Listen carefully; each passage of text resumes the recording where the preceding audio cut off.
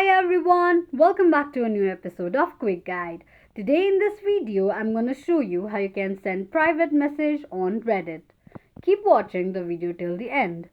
To send private messages on Reddit, firstly open your Reddit application. The home page of Reddit will appear on the screen. Click on any content whose creator you want to send a private message to. On the next page, tap on profile icon. Among the pop-up option, click on Start Chat.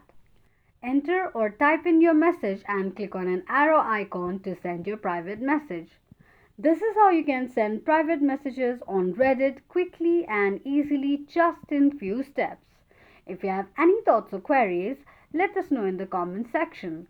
Don't forget to subscribe to our channel. Also press the notification bell icon so that YouTube will notify you whenever we post a new video. I hope this video was helpful to you. Thank you so much for watching.